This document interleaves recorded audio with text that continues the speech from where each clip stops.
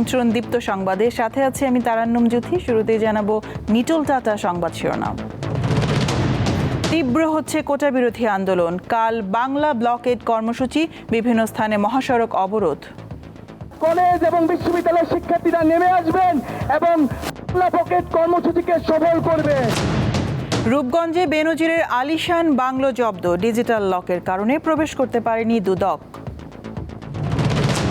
শিশুদের ভবিষ্যতে চাঁদে যাওয়ার প্রস্তুতি নিতে বললেন প্রধানমন্ত্রী, দেখলেন বঙ্গবন্ধুর স্মৃতির স্কুল।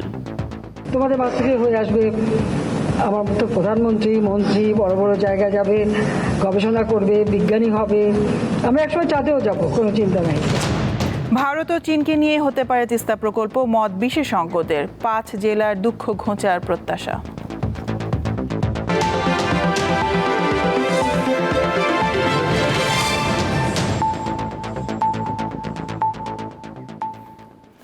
সরকারি চাকরিতে কোটা ব্যবস্থা সংস্কারের দাবিতে আন্দোলন ক্রমেই তীব্র হচ্ছে।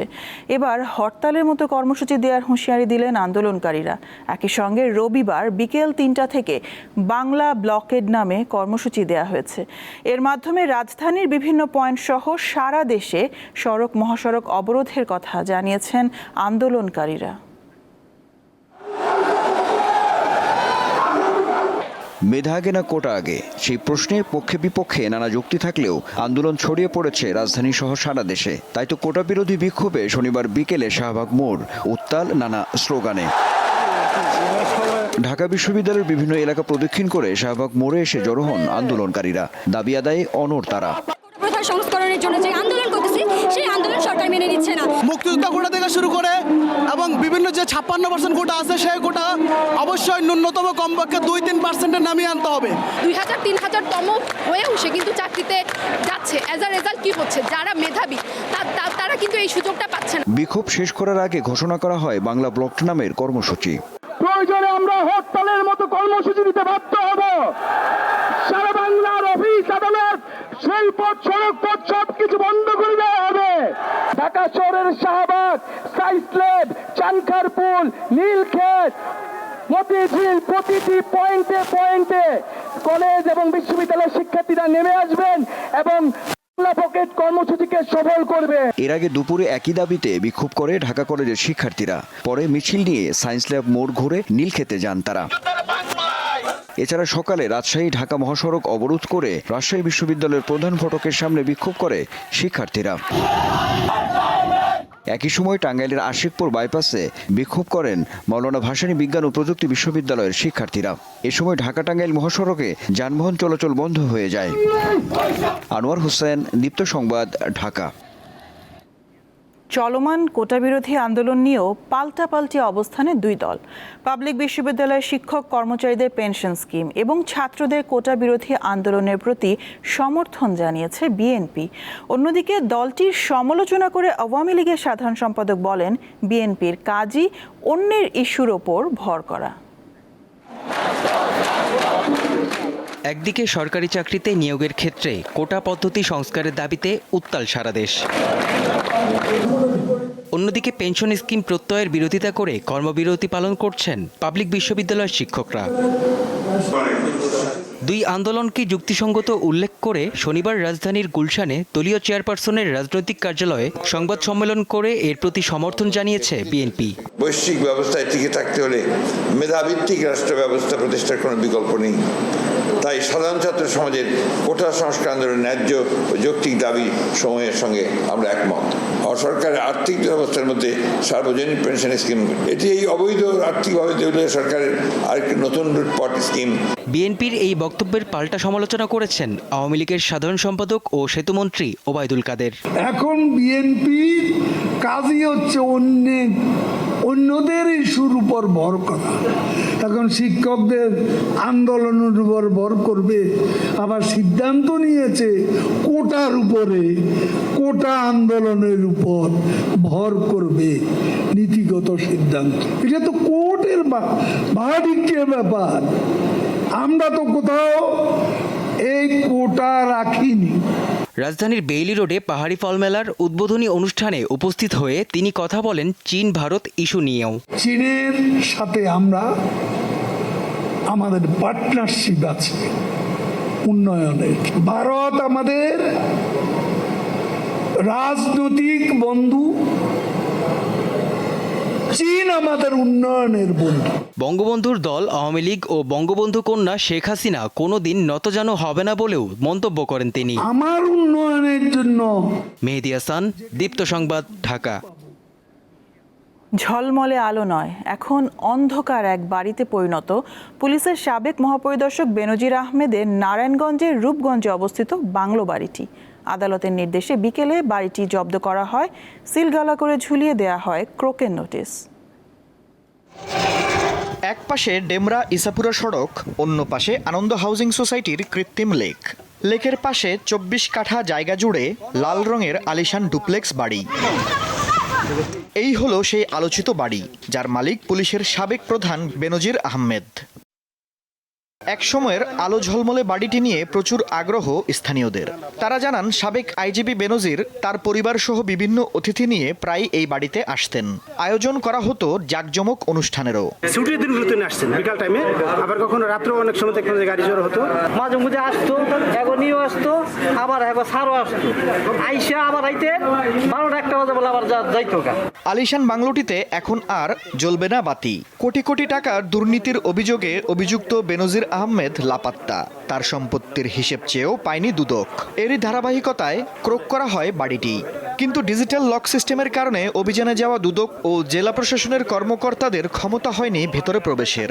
আমাদের ডিজিটাল লক সিস্টেম আছে এখানে, এটা খোলার জন্য আমাদের উপযুক্ত টেকনিশিয়ান এবং ইকুইপমেন্ট আমাদের সাথে না থাকার কারণে আমরা আজকে এটা ঢুকতে পারিনি। এই জন্যই আমরা খুব শীঘ্রই আমরা আগামী 3 দিনের মধ্যে আবার হয়তো আসবো। দুদকের উপপরিচালক জানান, এই বাড়ি ছাড়াও বেনজিরের নারায়ণগঞ্জে আর কোনো সম্পদ আছে কিনা তা অনুসন্ধান করে দেখা হচ্ছে। আজকে এই জায়গাটা ক্রোকাদেশ প্রতিপালিত হলো এবং আপনারা দেখেছেন এখানে জায়গাটা সিলগালা করে দেওয়া হয়েছে ভবনটি। আমরা এই পরবর্তীতে এসে এটা যে কমিটি একটা গঠন করা হয়েছে জেলা প্রশাসক স্যারের নির্দেশক্রমে, সেই কমিটির সিদ্ধান্ত মতো আমরা পরবর্তীতে এখানে ব্যবস্থা গ্রহণ করব। যেন এক আলাদিনের চেরাগ পেয়ে রূপগঞ্জে 2022 সালের দিকে বাড়িটি নির্মাণ করেন বেনজির আহমেদ। দীপ্ত বার্তা কক্ষ। বর্তমানে শিশুরাই আগামীর স্মার্ট বাংলাদেশের কারিগর, তাই তাদের যোগ্য করে গড়ে তোলার কথা জানিয়েছেন প্রধানমন্ত্রী শেখ হাসিনা। সকালে গোপালগঞ্জের টুঙ্গিপাড়ায় জাতির পিতার প্রাথমিক বিদ্যালয়ে বঙ্গবন্ধু কর্নার উদ্বোধনকালে শিশুদের চাঁদে নিয়ে যাওয়ার স্বপ্নের কথাও জানান তিনি। 2 দিনের সফরে শুক্রবার জন্মভিটা গোপালগঞ্জের টুঙ্গিপাড়া যান আওয়ামী লীগ সভাপতি ও প্রধানমন্ত্রী শেখ হাসিনা। শনিবার সকালে গিমারডাঙ্গা টুঙ্গিপাড়া মডেল সরকারি প্রাথমিক বিদ্যালয়ে বঙ্গবন্ধু কর্নার উদ্বোধন করেন তিনি। শিশু বয়সে এখানেই লেখাপড়া করেছেন জাতির পিতা বঙ্গবন্ধু শেখ মুজিবুর রহমান। পরে সরকার প্রধান শেখ হাসিনা এসো বঙ্গবন্ধুকে জানি শিরোনামে একটি অ্যালবামের মোড়ক উন্মোচন করেন। পরে শিশুদের উদ্দেশ্যে প্রধানমন্ত্রী তাঁর ভাষণে বঙ্গবন্ধুর দর্শন ও ত্যাগের কথা তুলে ধরেন। ছোটবেলা থেকে উনি বড় হয়েছিলেন এবং এরপর থেকে মানুষের জন্যই তিনি কাজ করতেন। নিজের জীবনের কোনো সুখ সুবিধা কিচ্ছু দেখেননি, শুধু একটাই ছিল এদেশের মানুষকে কীভাবে এই দারিদ্র্যের হাত থেকে মুক্তি দেবেন, কীভাবে একটা উন্নত জীবন দেবেন এবং ছোট্ট শিশুরা যেন একটা সুন্দর জীবন পায়, সেটাই ওনার জীবনের লক্ষ্য। শেখ হাসিনা বলেন, 75 পরবর্তী দেশের স্বাধীনতার ইতিহাস মুছে ফেলার অপচেষ্টা হয়েছে। আওয়ামী লীগ সরকার প্রকৃত ইতিহাস তুলে ধরছে, যা সকলের জানা উচিত। তোমরা লেখাপড়া শিখে বড় হও, কারণ স্মার্ট বাংলাদেশ গড়ে তুলবো। সেই বাংলাদেশে তো তোমরাই হবে আসল স্মার্ট, যা দেশ চালাবে, তাই না? তোমাদের মাছ থেকে হয়ে আসবে আমার তো প্রধানমন্ত্রী, মন্ত্রী, বড় বড় জায়গায় যাবে, গবেষণা করবে, বিজ্ঞানী হবে। আমরা একসময় চাঁদেও যাব, কোনো চিন্তা নাই। পরে প্রধানমন্ত্রী টুঙ্গিপাড়া বহুমুখী পৌর সুপারমার্কেট পরিদর্শন করেন। আধুনিক সুবিধা সম্বলিত উপজেলার এই মার্কেটটি 36 কোটি টাকা ব্যয়ে নির্মাণ করা হয়েছে। মাল্টিপারপাস এই মার্কেটের নিচতলায় 71টি দোকান, উপরে 2টি কমিউনিটি সেন্টার এবং বাণিজ্যিক ফ্লোর ছাড়াও ভিভিআইপিদের জন্য থাকার ব্যবস্থা রয়েছে এখানে। মিজানুর রহমান, দীপ্ত সংবাদ, টুঙ্গিপাড়া, গোপালগঞ্জ। প্রধানমন্ত্রীর আসন্ন চীন সফর ঘিরে আবারও আলোচনায় তিস্তা প্রকল্প। বিশ্লেষকদের মতে এই সফরে তিস্তা প্রকল্পে বিনিয়োগ এবং বাস্তবায়ন বিষয়ে আলোচনার সম্ভাবনা আছে। বাংলাদেশ চাইলে ভারত ও চীনকে তিস্তা প্রকল্পে যুক্ত করতে পারে বলেও মনে করেন তারা। তবে প্রকল্পটি দ্রুত বাস্তবায়নের দাবি তিস্তা পাড়ের মানুষের। বাংলাদেশ ভারতের একটি আন্তঃসীমান্ত নদী তিস্তা। ভারতের সিকিম ও পশ্চিমবঙ্গ রাজ্য ও বাংলাদেশের মধ্য দিয়ে প্রবাহিত হয়েছে এই নদী। তিস্তা ঘিরে দেশের উত্তরাঞ্চলের অন্তত 5 জেলার মানুষের জীবন ও জীবিকা নির্ভর করে। খরা মৌসুমে পানি না পাওয়া এবং বর্ষা মৌসুমে অতিপ্রবাহের কারণে তিস্তা হয়ে ওঠে গলার কাঁটা। তিস্তার পানি ব্যবস্থাপনা সহ নদীকে ঘিরে নানা অর্থনৈতিক কর্মকাণ্ডের মাধ্যমে একটি সমৃদ্ধ অঞ্চল গড়ে তুলতে চায় সরকার। এতে 108 কিলোমিটার নদী খনন, নদীর দুপারে 173 কিলোমিটার তীর রক্ষা, চর খনন, নদীর দুই ধারে স্যাটেলাইট শহর নির্মাণ সহ বিভিন্ন প্রস্তাব রাখা হয়েছে। প্রকল্পটি বাস্তবায়ন হলে ভারত থেকে বাংলাদেশের অতিরিক্ত পানি আর প্রয়োজন হবে না। নদীর গভীরতা প্রায় 10 মিটার বাড়বে। বন্যার পানিতে ভাসবে না জনপদ। এই তিস্তা নদীকে কেন্দ্র করে দুই পাড়ের কয়েক লাখ মানুষের জীবন ও জীবিকা নির্ভর করে। নদী বাঁচলে বাঁচবেন তারাও। তাই এই নদীকে ঘিরে সরকারের রয়েছে মহাপরিকল্পনা, যে পরিকল্পনায় সামিল হতে চায় চীন ও ভারতের মতো দুই পরাশক্তি। বিশ্লেষকদের মতে দুই দেশকে সাথে নিয়েই বাস্তবায়ন হতে পারে এই প্রকল্প। এই যে আমরা তিস্তা প্রকল্প করব বলছি, চীনের সাথে যোগাযোগ করছি, তার ফলে ভারত হঠাৎ করে আগ্রহী উঠেছে। এখন ভারতের উপর চাপ দেওয়া সহজ হয়েছে আমাদেরকে, তোমরা পানি ছাড়ো। যদিও তারা পানি ছাড়বে এমন কথা বলে নাই, কিন্তু এখন তো আমাদের পক্ষে এটা বলা সহজ হয়েছে। দুই পক্ষ থেকে আমরা পাবো, তাদের প্রস্তাব পাবো, তখন আমরা এমন হতে পারে যে প্রকল্পের কিছু অংশ চীনকে করতে দিলাম, কিছু অংশ ভারতকে করতে দিলাম। এটা যে আগে কখনো করা হয় না, এটা কিন্তু নয়, আমরা করেছি। প্রকল্পটি দ্রুত বাস্তবায়নের দাবি তিস্তা পাড়ের মানুষের জায়গা জমি সব ভাঙি যাবেন, ঘর বাড়ি ভাঙি যাবেন। আমাদের যেমন বাড়ি ঘর নদী ভিতরত, সেমন আমরা আসি এখানে আবাসনত করিয়েছি। নদীটা সরকার খুঁড়ি দিলে দুই পাড়ি বান্ধি দিলে, হ্যাঁ, বড় বড় কারখানা হইবে, তখন আমরা ওগুলো তো কাজ কাম করে খাইতে পারবো। বাংলাদেশ 2011 সাল থেকে ভারতের সঙ্গে অভিন্ন নদী তিস্তার পানি বন্টন চুক্তি করতে চাইছে। ভারত সরকার প্রতিশ্রুতি দিলেও এখনও তা বাস্তবে রূপ নেয়নি। ফলে শুষ্ক মৌসুমে পানি পায় না বাংলাদেশ। মাহমুদ শাওন, দীপ্ত সংবাদ, ঢাকা। উজানের ঢল ও ভারী বৃষ্টিপাতের কারণে সৃষ্ট বন্যায় 15টি জেলার অন্তত 20 লাখ মানুষ ক্ষতিগ্রস্ত হয়েছে।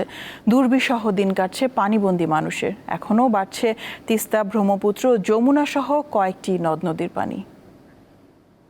সবারে বাড়ি ঘর তলে গেছে, মানুষের খাবার পায় না, জিনিসের তরকারি চাউলের দাম সবকিছু বাড়ে দিছে। আমার যাওয়ার কোনো জায়গা নেই, বুঝছেন, ঘরত বসে থাকি আমরা। অপরিবর্তিত বন্যা পরিস্থিতিতে কুড়িগ্রামের মতো সিরাজগঞ্জ, নেত্রকোনা, জামালপুর ও সিলেট সহ প্রায় 15টি জেলায় লাখো মানুষ দিন কাটাচ্ছে এভাবে।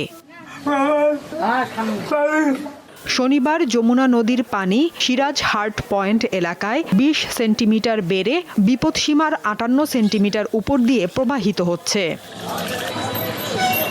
নেত্রকোনায় পানি কমতে শুরু করলেও এখনও বিপদসীমার 36 সেন্টিমিটার ওপর দিয়ে বইছে জেলার কলমাকান্দী উপজেলার উদ্দাখালী নদীর পানি।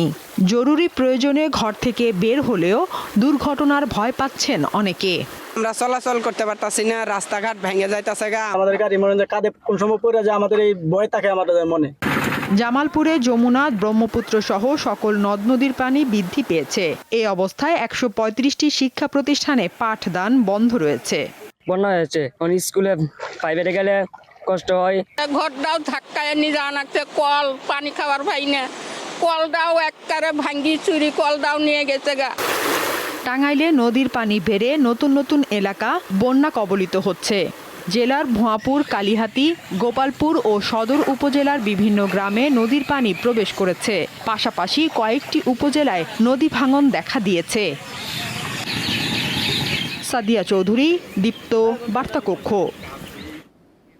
আগামী 3-4 দিন বৃষ্টির পরিমাণ কিছুটা কমলেও বিচ্ছিন্নভাবে অব্যাহত থাকবে বলে জানিয়েছে আবহাওয়া অধিদপ্তর। আর বন্যা পূর্বাভাস ও সতর্কীকরণ কেন্দ্র বলছে, উত্তর পূর্বাঞ্চলে পানি কমলেও উত্তরাঞ্চলে বন্যা পরিস্থিতির অবনতি হতে পারে। মৌসুমি বায়ুর প্রভাবে সারা দেশেই গত 3-4 দিন মাঝারি থেকে ভারী বৃষ্টিপাত হয়েছে। ফলে বৃদ্ধি পেয়েছে নদ নদীর পানি।